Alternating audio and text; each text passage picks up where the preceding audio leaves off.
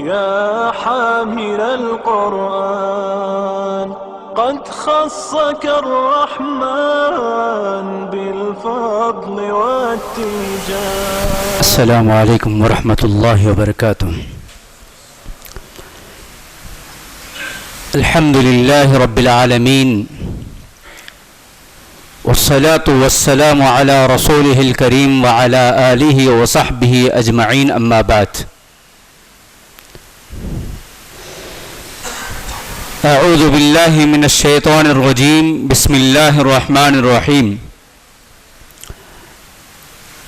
ألف لام ميم ذلك الكتاب لا ريب فيه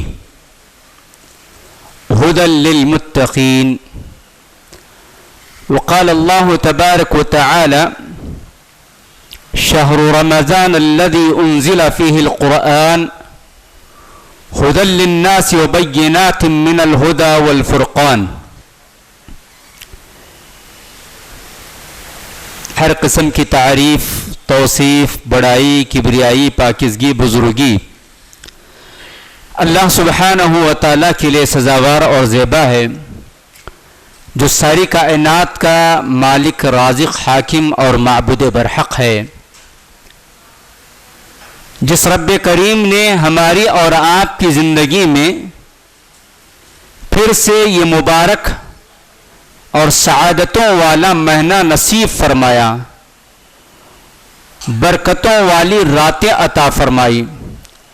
رحمتوں والا دن عطا فرمایا، اور اس کے عائد کردہ فرائض میں سے ایک فرض صوم کو ادا کرنے کی طاقت اور قوت عطا فرمائی، اور لاکھاں درود و سلام ہو تمام انبیاء علیہ السلام پر، خصوصیت کے ساتھ اس نبی آخر الزمان علیہ السلام پر جس نے اس ماہ مبارک کا بڑا اونچا مقام بتایا، جس نے اس ماہ مبارک کی فضیلت بیان کی، جس نے اس ماہ مبارک میں کی جانے والی عبادتوں کو بڑا اونچا مقام عطا فرمایا، اور ان عبادتوں کے ذریعے ہمارے گناہوں کی بخشش کا ذریعہ بتایا، اور جس نے اس ماہ مبارک میں ہمیں اور آپ کو صوم یعنی روزہ جیسی اہم عبادت کیوں رکھنا چاہیے، کیسے رکھنا چاہیے، کب افطار اور کب سحری کرنا چاہیے، روزے کے احکام اور مسائل سے واقف کروایا، اور اس کے اجر و ثواب سے واقف کروایا، جس نے اس روزے کی فضیلت کا ذکر کرتے ہوئے باب الریان میں دخول جنت میں باب الریان کے ذریعے داخل ہونے کا سبب بتایا، اور جس نے اس ماہ مبارک کی راتوں میں کیے جانے والے قیام کو گناہوں کے بخشش کا ذریعہ بتایا، ایسے ذات گرامی پر لاکھاں درود و سلام ہو۔ اللہم صلی علی محمد وعلی آل محمد وبارک وسلم۔ محترم بزرگوں، نوجوان بھائیوں، معصوم بچوں اور پردہ نشین اسلامی مائیں اور بہنیں، اللہ سبحانہ و تعالیٰ کا بڑا فضل اور اس کا احسان اور اس کا کرم کہ پچھلے 2 سال سے ہم اور آپ ایک وبائی مرض کی وجہ سے ہمارا رمضان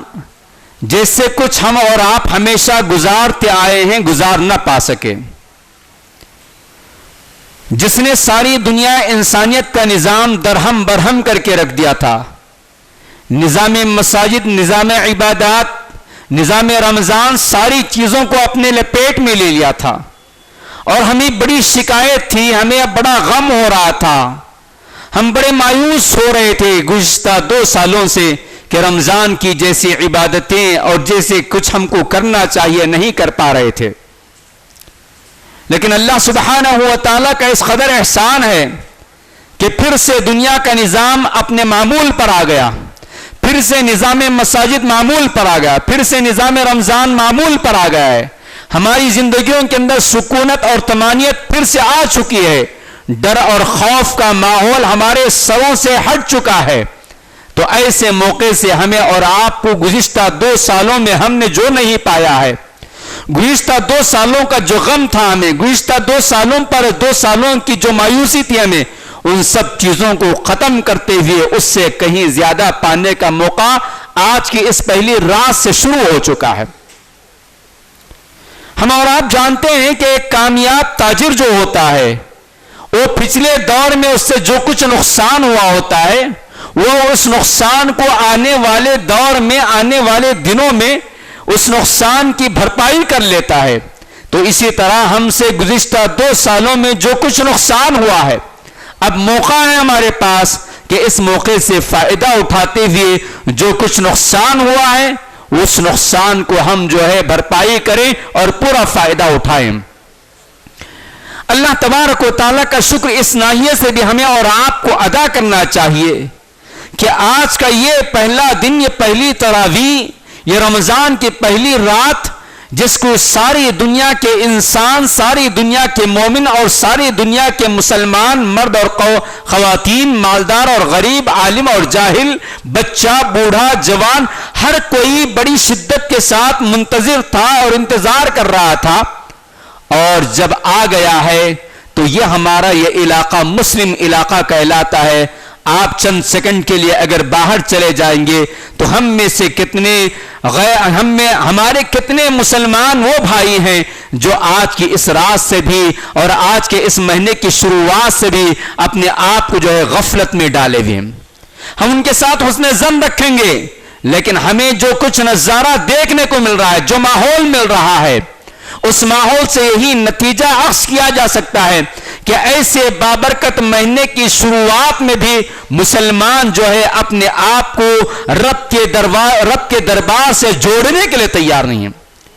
پورے شاپ جو آباد ہیں، پورے دکان آباد ہیں، پوری ہوٹلیں آباد ہیں، کوئی ہوٹل میں بیٹھ کر بدبختیوں اس کی اس قدر آ چکی ہے کہ کوئی گیم کھیل رہا ہے تو کوئی اردغال کو دیکھ کر گویا اپنا ایمان تازہ کر رہا ہے ہوٹل میں۔ تو یہ بدنصیبی نہیں اور شقاوت نہیں تو اور کیا ہے بتائیے؟ کتنے ایسے لوگ ہیں جب ان سے اردغال کے بارے میں کہا گیا تو انہوں نے کہا کہ اس سے ہمارا ایمان تازہ ہوتا ہے، اور یہ ایمان تازہ کہاں کر رہے ہیں؟ یہاں نماز عشاء چل رہی ہے، نماز تراویح چل رہی ہے، اور ہوٹل میں بیٹھ کر صاحب جو ہے وہ سیریل دیکھ رہے ہیں اور گیم کھیل رہے ہیں فلا فلا۔ حضرات، اس اعتبار سے اللہ سبحانہ و تعالیٰ کا ہم اور آپ لاکھ لاکھ شکر ادا کرے کہ اللہ نے ہمیں ان مسلمانوں کے اندر سے بھی اپنی عبادت کے لیے آج کی اس رات کو چن لیا ہے۔ دعا کیجئے کہ آج کی یہ نوافل، آج کا یہ قیام اللیل، آج کی یہ نماز تراویح اللہ تعالیٰ قبول فرما لے، آج کی یہ نماز عشاء قبول فرما لے، اور دعا بھی کیجئے کہ اللہ پورے مہینے کے اندر ہمیں استقامت کے ساتھ، پامردگی کے ساتھ، اللہ تعالیٰ دوام کے ساتھ پورا مہینہ اسی طرح ہمیں نمازوں کا، نوافل کا، فرائض کا، واجبات کا، سنن کا، دروس کا اہتمام کرنے کے اللہ تعالیٰ ہمیں توفیق دے، ہدایت دے، طاقت دے، سکت دے، اور اللہ تعالیٰ استقامت عطا فرمائے۔ حضرات، قرآن کریم جو ابھی نماز تراویح کے اندر پڑھا گیا اس پر گفتگو انشاءاللہ میں بعد میں آپ سے کروں گا۔ میں چاہتا یہ ہوں کہ ہمارے دلوں میں سب سے پہلے قرآن ہے کیا، کلام الہی کیا چیز ہے، قرآن مجید کس کو کہتے ہیں، قرآن کریم کی عظمت کیا ہے، قرآن کریم کا مقام کیا ہے، حقیقت میں قرآن ہے کون سی کتاب، اس کو ہمیں اور آپ کو سمجھنا چاہیے۔ جس دن ہم ان نکات کو سمجھ جائیں گے، اس کی عظمت کو، اس کی رفعت کو، اس کے مقام کو اور اس کے بلندگی کو اگر سمجھ جائیں گے، اس کے فضائل کو اگر معلوم کر لیں گے، جان لیں گے، تو ہمارا رشتہ کبھی بھی قرآن سے ٹوٹ نہیں سکتا ہے، بلکہ قرآن سے ہمیشہ جڑ جائے گا۔ قرآن کی عظمت ہم نے صرف اتنا سمجھا کہ قرآن کو اٹھائیں، چومیں اور اس کو اوپر سجا کر رکھ دیں، گویا اس کی عظمت یہی ہم نے سمجھا ہے، جبکہ قرآن کریم کی بڑی عظمت، قرآن کریم کا بڑا اونچا مقام ہے، اور جس کی بھی نسبت قرآن سے جڑ گئی اس کا مقام بلند ہو گیا۔ قرآن سے جس کی نسبت، قرآن سے جس کا لنک، قرآن سے جس کا تعلق جڑ گیا اس کا مقام بلند ہو گیا، قرآن کا نہیں، جس کی نسبت جڑ گئی، جس کا لنک جڑ گیا، وہ شخص، وہ جگہ، وہ رات، وہ مہینہ، وہ مقام، وہ شہر، ہر کسی کا جو ہے مقام بلند ہو گیا قرآن کریم۔ قرآن کریم ہی سے سوال کرتے ہیں تو معلوم یہ ہوتا ہے کہ قرآن کریم سے جس کی بھی نسبت جڑ گئی اس کا بڑا اونچا مقام ہو گیا۔ اور ہم دنیا کے اندر دیکھتے ہیں کہ ہم اپنی نسبتوں کو کسی نہ کسی سے جوڑنے پر فخر محسوس کرتے ہیں، ہم کسی نہ کسی سے اپنا لنک جوڑ کر فخر محسوس کرتے ہیں، اپنے دوست احباب کی محفلوں میں کہتے ہیں کہ میری نسبت، میرا خاندان، میرا قبیلہ، میرا بیک گراؤنڈ، میرا پس منظر، میرا لنک فلاں سے فلاں سے فلاں سے، کہتے ہوئے ہم فخر محسوس کرتے ہیں۔ کبھی اس کتاب الہی سے اگر ہماری نسبت کو جوڑ لیں تو پھر میرا اور آپ کا مقام کیا ہوگا، اس پر بھی ہمیں اور آپ کو غور کرنا ہے۔ اس کی نسبت اللہ سبحانہ و تعالی نے اس قدر بلند فرمائی ہے کہ ہر دور کے اندر اس سے جو بھی جڑ گیا وہ کامیاب ہو گیا، کامران ہو گیا، اس کی دنیا سنور گئی، اس کی آخرت کامیابی سے سرخرو، اس کی آخرت بن گئی۔ حضرات، ان سب چیزوں سے پہلے اس کتاب کے مقدس ہونے کو، اس کتاب کی عظمت کو سمجھنے کے لیے، اس کتاب کے نزول سے پہلے کا بیک گراؤنڈ بھی جاننا ضروری ہے۔ یہ کتاب کب نازل ہوئی، کس ماحول میں نازل ہوئی، کیوں نازل ہوئی، کس جگہ پر نازل ہوئی، آپ اس کو بھی سنتے جائیں تاکہ آپ کے دل میں اور بھی اس کی عظمت پیوستہ ہو جائے۔ ہم اور آپ جانتے ہیں دنیا جو ہے، دنیا نبی علیہ السلام کے اعلان نبوت سے پہلے بالکل تاریک ہو گئی تھی، اندھیرا چھا گیا تھا، مایوسیت چھا گئی تھی، انسان کا دوست نہیں تھا، انسانیت ختم ہو چکی تھی، انسانیت کا سبق بھلا کر حیوانیت سے بھی نچلا درجہ وہ اختیار کر بیٹھا تھا۔ اس کے پاس عقیدہ نام کی کوئی چیز نہیں تھی، اس کے پاس اخلاق نام کی کوئی چیز نہیں تھی، اس کے پاس عبادات کے نام پر چند رسم و رواج موجود تھے، اس کے پاس معاملات کے اندر کسی قسم کا کوئی رہنما اصول نہیں تھے، اس کے پاس انصاف نام کی کوئی چیز نہیں تھی، اس کے پاس خون کی کوئی قدر و قیمت نہیں تھی، اس کے پاس رشتوں کی کوئی ویلیو نہیں تھی۔ وہ یہاں تک کہ اپنے معبود برحق اور اپنے خالق حقیقی کو بھی بھلا بیٹھا تھا، اس کے نگاہوں کے سامنے اس کے خالق کا تعارف بھی اس کے سامنے نہیں تھا۔ اس قدر انسانیت گئی گزری تھی کہ اپنے ہی ہاتھوں سے، اپنے ہی کوکھ سے پیدا ہونے والی بیٹی کو اپنے ہی ہاتھوں سے زندہ دفن کر دینے میں کوئی عیب نہیں سمجھا جاتا تھا۔ اتنا تو سمجھ جائیے کہ اپنی ہی بیٹی کو اپنے ہی ہاتھوں سے زمین میں زندہ دفن کرنا اس کے لیے کوئی بڑا عیب نہیں تھا، اس کے لیے کوئی شرم کی بات نہیں تھی۔ بھائی بھائی کے خون کا پیاسا بن بیٹھا تھا، باپ بیٹے کے خون کا پیاسا تھا، بیٹا باپ کا خون پینے کے لیے تیار تھا، رشتے اور ناطے گویا کوئی رشتے اور ناتوں کا کوئی پاس و لحاظ نہیں تھا۔ اور نہ جانے ان تمام برائیوں کے ساتھ ساتھ کعبۃ اللہ جیسے مقدس گھر کے اندر بھی 360 بتوں کی پوجا پاٹ کی جاتی تھی۔ اور خود اگر ہم اور آپ حضرات صحابہ کرام رضی اللہ تعالی علیہ اجمعین ایمان لانے کے بعد انہوں نے اپنا تعارف دربار حبشی کے دربار میں حضرت جعفر بن ابی طالب رضی اللہ تعالی عنہ نے جن الفاظ میں کیا، ان الفاظ کو اگر دہراتے ہیں، سنتے ہیں، پڑھتے ہیں تو اس وقت کا ماحول پوری طرح عیاں ہو جاتا ہے۔ حضرت جعفر بن ابی طالب نے کیا کہا حبشی بادشاہ کے دربار میں کہ اے بادشاہ، ہمارا کوئی مقام نہیں تھا، ہم کیڑے مکوڑے کھانے والے تھے، ہماری کوئی حیثیت نہیں تھی، ہمارا کوئی تذکرہ نہیں تھا، ہماری کوئی تعریف نہیں تھی، ہم جو ہے پوری طرح ختم ہو چکے تھے، جہنم کے دہانے پہنچ چکے تھے۔ ایسے میں ایک نبی آتا ہے، اس کا نام محمد ہے، اس کو اللہ سبحانہ و تعالیٰ نے اپنے کلام سے نوازا، اور وہی کلام میں آپ کے سامنے پڑھ کر سنانا چاہتا ہوں۔ جب وہ کلام حضرت جعفر بن ابی طالب رضی اللہ تعالی عنہ نے پڑھ کر سنایا۔ وہ کلام کیا تھا؟ وہ کلام الہی سورہ مریم کی آیات تھی۔ جیسے ہی اس نے پڑھا تو اس کی زندگی کے اندر ایک انقلاب آ گیا، وہ وہاں کے ماحول میں ایک انقلاب پیدا ہو گیا۔ ایسے ماحول میں اللہ سبحانہ و تعالیٰ نے اس کلام کو نازل فرمایا، اور جس نے بھی اس کلام کو اپنے سینے سے لگا لیا، جس نے بھی اس کلام کو اپنی نسبتوں سے جوڑ لیا، اس کی زندگی بدل گئی۔ اور یہ کلام جب نازل کرنا چاہا اللہ تبارک و تعالیٰ، پھر سے دنیا کے اندر انسانیت کو انسانیت کا سبق سکھانے کے لیے، حیوانیت کا جو مقام تھا اس کو بھلانے کے لیے، عقیدے کی پامالگی جو کی گئی تھی پھر سے صحیح عقیدہ دینے کے لیے، اخلاق کا نام و نشان جو مٹا دیا گیا تھا پھر سے اعلیٰ اخلاق کا پیکر انسان بنانے کے لیے، رشتے اور ناتوں کو جو پامال کیا گیا تھا پھر سے صلہ رحمی کا سبق سکھانے کے لیے، انسانیت جو تاریکی اور اندھیری کے اندر ڈوب چکی تھی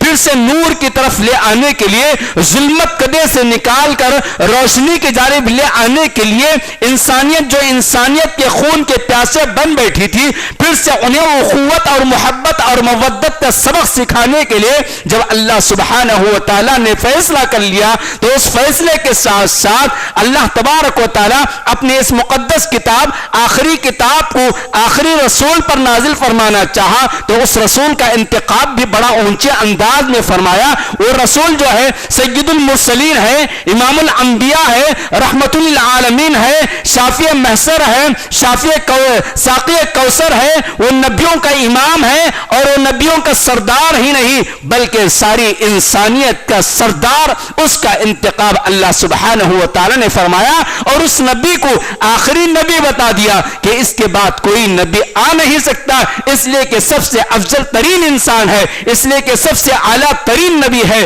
اس کے بعد نبوت کا دروازہ بند کر دیا گیا۔ ایسے نبی کا انتخاب اس کلام مجید کے نزول کے لیے فرمایا۔ اور جب نبی کا انتخاب کرا اللہ سبحانہ و تعالیٰ نے، نبی کا انتخاب فرمایا، تو اس کلام مجید کو، اس کلام مقدس کو، اس کلام الہی کو نازل کرنے کے لیے ایک ایسے مہینے کا انتخاب فرمایا جو مہینہ سال کے 12 مہینوں کے درمیان سردار کی حیثیت رکھتا ہے، جس طرح جس میں انسانی کے اندر سر جو ہے ایک سردار کا مقام رکھتا ہے، اسی طرح سال کے 12 مہینوں میں رمضان جو ہے ایک سردار کی حیثیت رکھتا ہے۔ ایسے مہینے کا انتخاب فرمایا رب کائنات نے شہر رمضان الذی انزل فیہ القرآن، کہ اللہ سبحانہ و تعالی نے ماہ مقدس رمضان کے اندر اس کلام مجید کو نازل فرمایا، مہینے کا انتخاب بھی فرمایا، اس مہینے کی نسبت قرآن سے جڑ گئی، تو یہ مہینہ یہ مہینہ جو ہے تمام مہینوں کا سردار کہلایا، اور یہ نبی جو ہے سید المرسلین بن گئے، سید اولد آدم بن گئے، اور رحمت للعالمین بن گئے جب اس نبی کی نسبت قرآن سے جڑ گئی اور یہ نبی پر کلام مجید نازل کیا گیا، تو یہ نبی کا مقام بہت بلند اور اس مہینے کا مقام بہت بلند، اور اس مہینے کے اندر بھی اللہ سبحانہ و تعالیٰ نے اپنے کلام کو، کلام الہی کو اس سرزمین پر نازل کرنا چاہا، اس دنیا انسانیت کو سبق سکھانا چاہا، تو اللہ سبحانہ و تعالیٰ نے اس مقدس مہینے کے اندر بھی ایک ایسی رات کا انتخاب کیا جب اس رات کا لنک قرآن مجید سے جڑ گیا، اس رات کی نسبت قرآن مجید سے جڑ گئی، تو وہ رات ایک معمولی رات نہیں رہی، وہ رات عام راتوں کی طرح رات نہیں رہی، بلکہ وہ رات 1000 مہینوں سے بھی افضل ترین والی رات بن گئی۔ اللہ نے فرمایا انا انزلناہ فی لیلۃ القدر وما ادراک ما لیلۃ القدر لیلۃ القدر خیر من الف الشہر۔ سبحان اللہ، کہ وہ رات جب اس کی نسبت، اس کا تعلق، اس کی نسبت، اس کا لنک جو ہے قرآن مجید سے جڑ گیا، تو رات 1000 راتوں سے افضل ترین رات بن گئی۔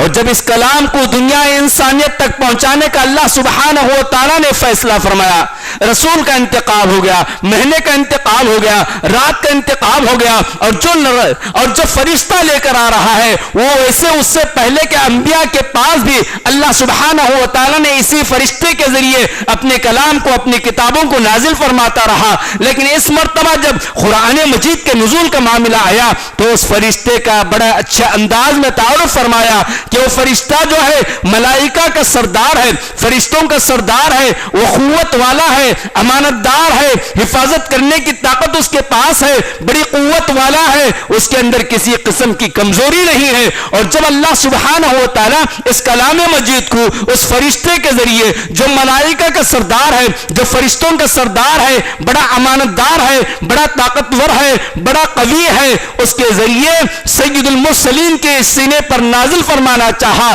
تو آسمان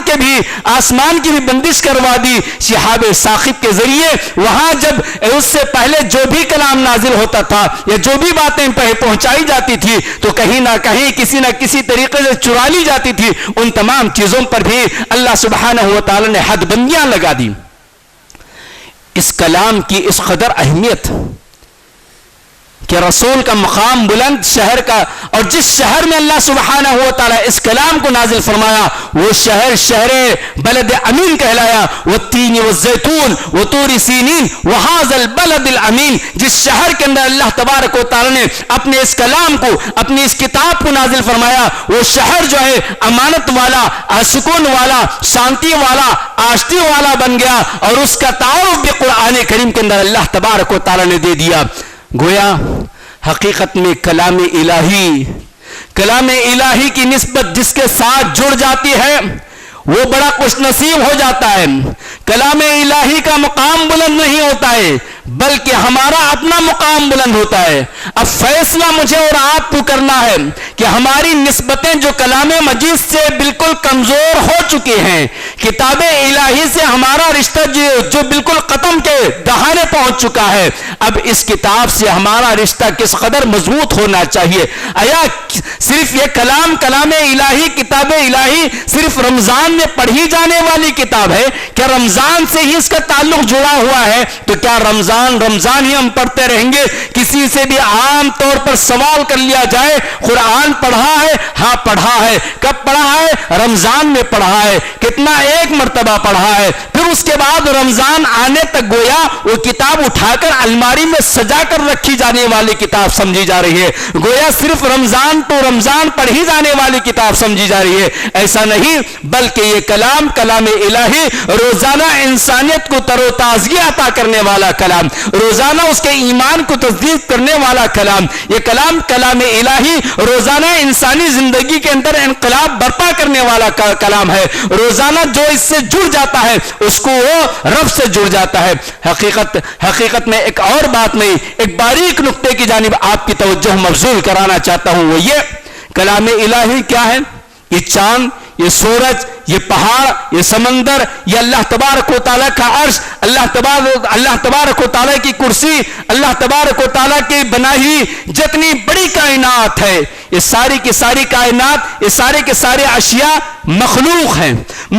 ہیں. ان کا فنا ہونا لازمی ہے, ان کا ختم ہونا لازمی ہے. یہ آسمان ختم ہونے والے, یہ چاند ختم ہونے والا, یہ سورج ختم ہونے والا, یہ سمندر کی لمبائیاں, یہ سمندر کی چوڑائیاں, یہ سمندر کی تہ ختم ہونے والی, یہ زمین ختم ہونے والے, ساری کی ساری مخلوقات کو فنا کے گھاٹ اترنا ہے. کل من علیہا فان ویبقى وجہ ربک ذو الجلال والاکرام. ہر چیز کو فنا کے گھاٹ اترنا ہے, اور جو فنا پانے والی ہے وہ مخلوق ہے. یہ گویا اس قدر ساری مخلوقات اللہ سبحانہ و تعالیٰ کی جو کرسی, یہ ساری کے سارے مخلوق ہیں. لیکن کلام الہی مخلوق نہیں بلکہ کلام الہی صفت الہی, صفت حقیقی ہے. کلام قرآن مجید جو ہے یہ اللہ تعالیٰ کی خاص صفت ہے. کلام جو ہے اللہ تعالیٰ کی صفت ہے. اللہ تبارک و تعالیٰ کے جیسے اور اوصاف ہیں, رحمان, رحیم, السمیع, البصیر, الغنی, الستار, الستیر, الغفار, الغفور,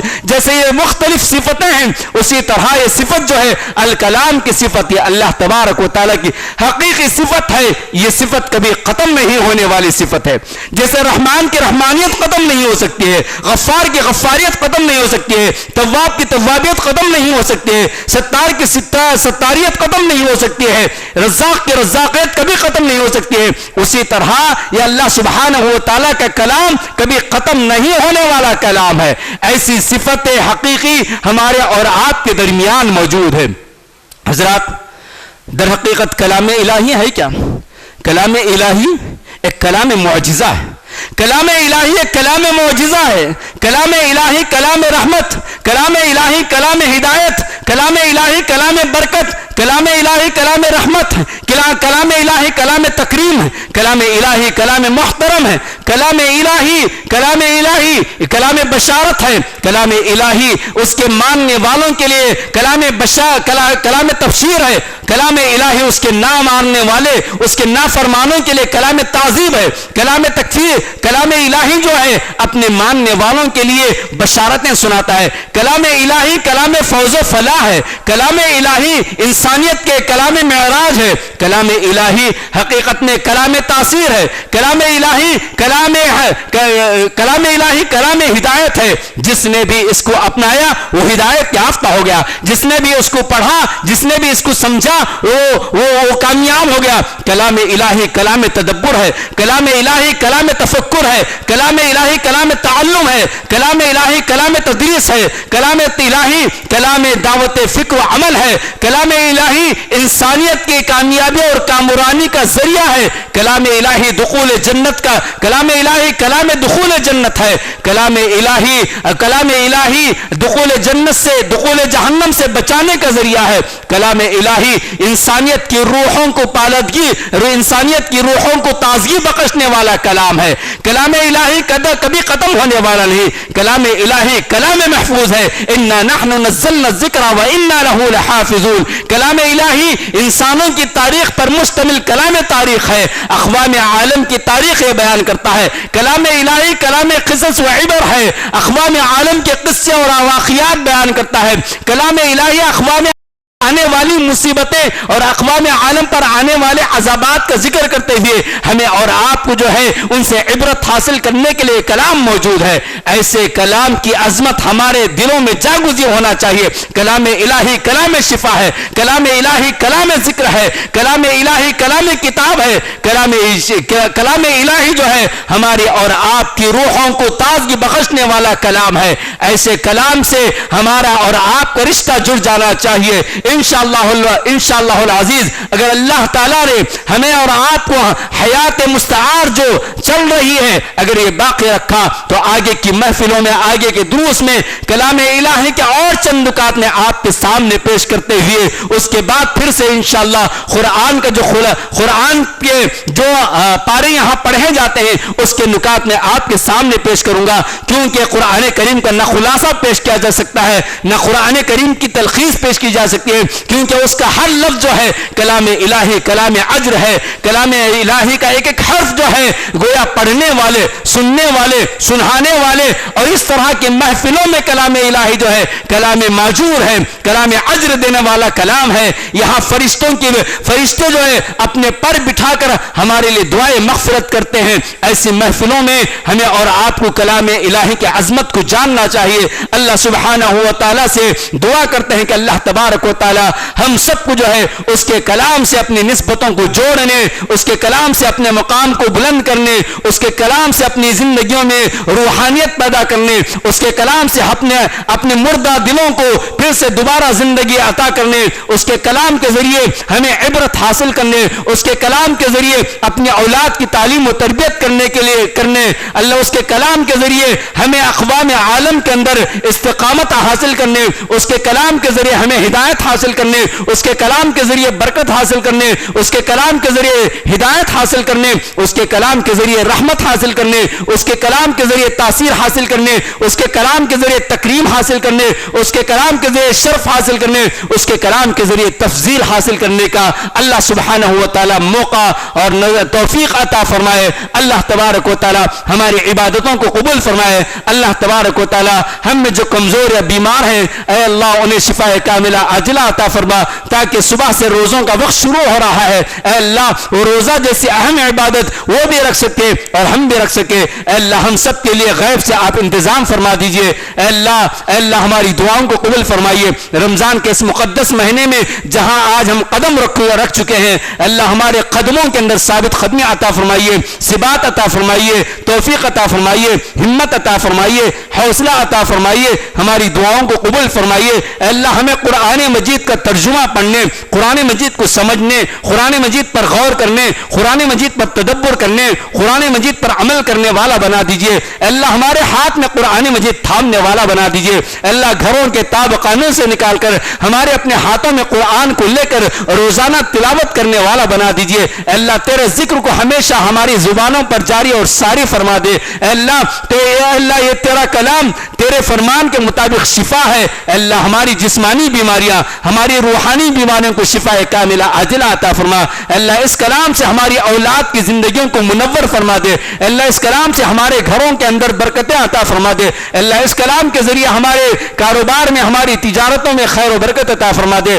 اللہ اس کلام کے ذریعے ہماری خواتین کو دیندار بنا دیجئے۔ اللہ اس کلام کے ذریعے ہمارے مساجد اور ہمارے گھروں کے دیر و دیوار کو آباد فرما دیجئے۔ اللہ اس کلام کی صدائیں، اللہ اس کلام کی صدائیں ہمارے گھروں سے، ہماری زبانوں سے، ہمارے بچوں کی زبانیں، ہماری ماؤں کی زبانوں سے، ہمارے بوڑھوں کی زبانوں سے، ہمارے جوانوں کی زبانوں سے اللہ اس کلام کی تلاوت کو جاری اور ساری فرما دیجئے۔ اللہ جو آپ کا کلام پڑھنا نہیں جانتے ہیں اللہ انہیں پڑھنے کی توفیق عطا فرمائیے۔ اللہ جو پڑھتے ہیں تکلیف محسوس کرتے ہیں اللہ آپ کے نبی کا فرمان ہے اللہ اسے دگنا اجر آپ عطا فرماتے ہیں۔ تو اللہ ہمارے درمیان جتنے بھائی بیٹھے ہیں جنہیں قرآن پڑھتے ہوئے تکلیف ہوتی ہے، حروف کی ادائیگی صاف نہیں ہوتی ہے، اللہ ان تمام کو آپ اجر سے محروم نہ کیجیے۔ اللہ آپ کے نبی کے فرمان کے مطابق انہیں دگنا اجر عطا فرمائیے۔ اللہ ہمارے نمازوں اور روزوں کو قبول فرمائیے۔ اللہ ہم سب کو حلال روزی روٹی عطا فرمائیے۔ اللہ ہم میں سے جو بیمار ہیں انہیں شفا کاملہ عاجلہ عطا فرمائیے۔ اللہ مومن مرد اور مومن عورتیں